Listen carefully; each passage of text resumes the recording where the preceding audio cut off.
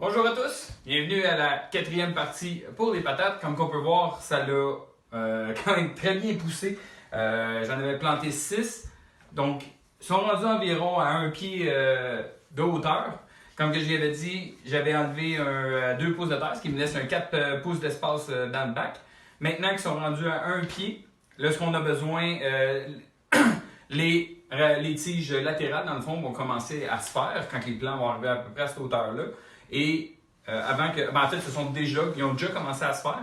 Donc, avant qu'ils commencent à produire les patates, comme on avait montré dans l'autre vidéo, on va venir rajouter un 2 pouces de terre pour venir protéger. Parce que dans le fond, comme je disais, les plants qui ont sorti, ou ce qu'il y a au niveau des feuilles comme ici, à partir de ce point-là ici, il n'y aura pas de patate qui va sortir. Ça se fait vraiment tout à l'intérieur de la terre, en dessous de la terre dans le fond. Donc, ce qu'on veut venir faire ici, on va rajouter le 2 pouces de terre pour venir faire une protection, pour protéger les patates qui vont être, parce que certaines vont pousser quand même sur leur bord à la limite ici un peu. Donc, en rajoutant le 2 pouces de patates, on va venir les protéger pour les garder dans la terre. Et aussi, il faut les protéger des rayons UV pour pas que ça touche directement la patate, parce que comme que j'ai expliqué, les patates vont tourner vertes et quand une patate a du vert dessus, il y a une toxine à l'intérieur dans le fond. Les UV ne sont pas bonnes directement sur les patates. Donc, on va rajouter un 2 pouces de terre et donc ça va venir à peu près jusqu'à la feuille qu'il y a là. Et une fois qu'on va avoir fait le 2 pouces de terre partout, je vais venir ajouter 1 pouce environ de... On peut mettre des feuilles, on peut mettre de la paille. Moi, personnellement, j'ai ce qui était disponible pour moi, dans le fond, c'était du paillis. C'était le plus facile pour moi à avoir. Donc, je vais rajouter 1 pouce de paillis par-dessus. Donc, très simplement, moi, je vais prendre du potting mix, tout simplement pour le mettre dessus. En passant, ceux qui se demandent quel potting mix à utiliser, quelle terre d'empotage de terreau qu'on appelle en français. Moi, personnellement, je trouve que le Pro Mix est pas mal dans le meilleur qu'on peut avoir sur le marché. Il contient 40% de matière organique, ce qui est une chose très importante. Celui-là contient, je crois que c'est 20-10-10 de nitrogène, phosphate et potassium. Donc, un petit peu élevé, c'est vraiment fait pour tous les styles de culture qu'on veut faire. Un petit peu trop élevé en nitrogène, mais c'est pas la fin du monde, c'est pas problématique. Les plantes ont besoin d'environ 4, 6, 8, donc c'est pas un must-have d'en avoir autant tant que ça. C'est pas obligé d'en avoir autant que ça. Donc, on va, comme d'habitude, des patates, comme je disais, vraiment bien aérer, toujours la terre. Jamais la compacter. Donc, on va venir rajouter tout simplement le 2 pouces de terre. Dans le fond, il ne faut pas avoir peur non plus d'enterrer les feuilles qui sont là. Ben, c'est pas problématique, ça ne va pas endommager la plante non plus. Ça va simplement, les feuilles qui sont enterrées, on va essayer de ne pas en mettre sur les plants.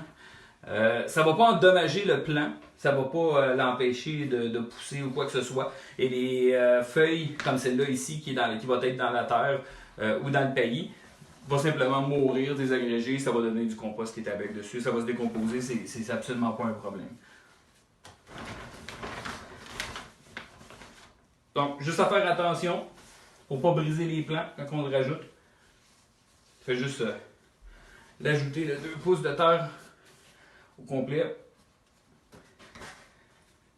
Les tiges sont quand même, comme on peut le voir, sont quand même très grosses. Là. Ils ont la grosseur de mon petit doigt, pas du gant, mais la grosseur de mon petit doigt en tant que tel.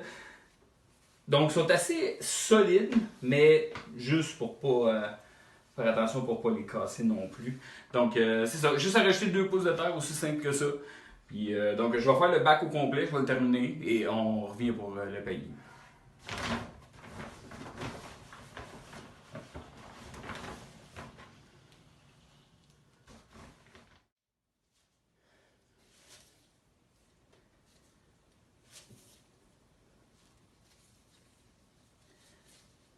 Ok, donc maintenant qu'on a mis le 2 pouces de terre, on va juste faire le tour pour enlever, comme on peut voir ici, j'ai de la terre sur les feuilles que j'ai envoyées, donc juste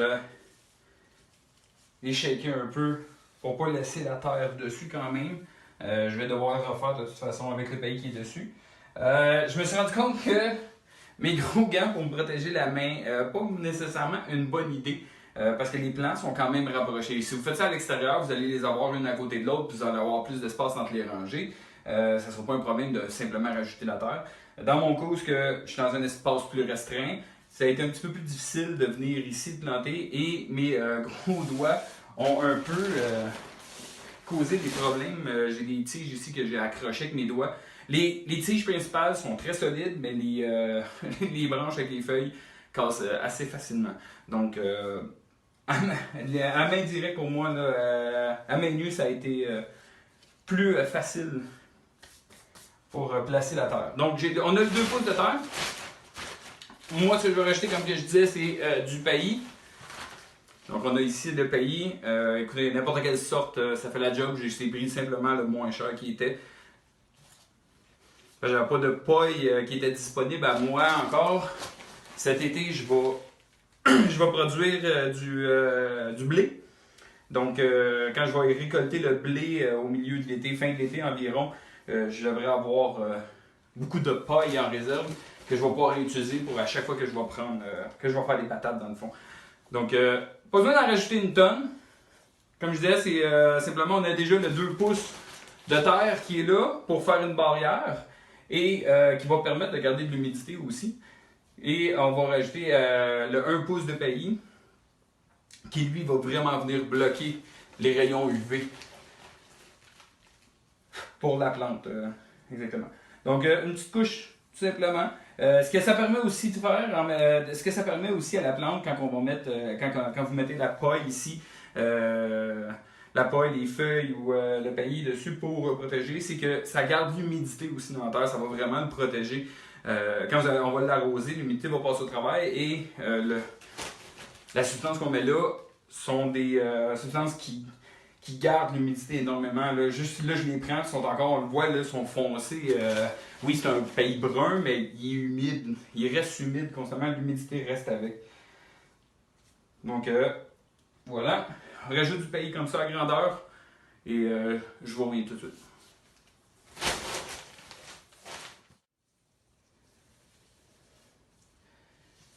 Et voilà, donc comme on voit ici, le paillis est mis au complet.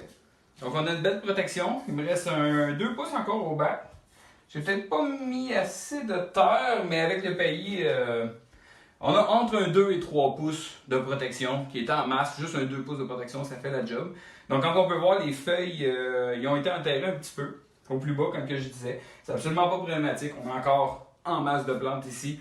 Ils vont être capables de faire leur photosynthèse. Les plantes vont continuer à grandir. Ils devraient venir environ un autre 2 pieds plus grand. Donc, comme on expliquait, présentement, ils ont fait leur première phase, dans le fond. Pas leur première phase, mais leur deuxième phase ici, qui sont grandus à ce point-là. Les tiges latérales sont en train de se faire. Ils vont monter un peu plus haut ici. Les tubercules vont commencer à se faire sur les racines. Et une fois qu'on va atteindre ce point-là ici, la fleur va sortir et là, les patates vont être en train de prendre leur expansion. Et quand la plante va commencer à devenir jaune du bas en montant et que la plante va finir par mourir par elle-même, ça veut simplement dire que toute l'énergie est retournée dans la terre, dans les patates et que les patates vont être prêtes à récolter. Donc, à ce point-ci, il n'y a plus rien à faire. Il reste juste que simplement à arroser, leur donner de l'eau. À ce point-ci, les patates, c'est une plante qui boit beaucoup d'eau. Juste faire attention pour ne pas les noyer non plus. Mais c'est une plante qui a besoin d'eau à ce point-là quasiment presque chaque jour, surtout si vous êtes à l'extérieur. Moi, je suis à l'intérieur, je le fais peut-être aux 2-3 jours. Je leur donne pas une quantité de fou non plus. J'y vais avec l'humidité de la terre quand même.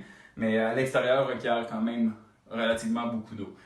Donc, à ce point-ci, on fait juste attendre et dans 1 mois et demi ou 2, on va récolter. Donc, je vous remercie d'avoir regardé cette vidéo et je vais vous revenir avec les prochaines vidéos pour les prochaines phases, dans le fond, pour vous montrer quand on va être au niveau des fleurs et quand on va être au niveau d'approcher la récolte et aussi de faire la récolte. On va pouvoir voir la plante à quel moment, quand on va la voir se désagréger, dans le fond, là, ce qui donne vraiment un air un peu bizarre à la plante. On a l'impression qu'on l'a perdu. Donc, je vous remercie et on se revoit dans une prochaine vidéo.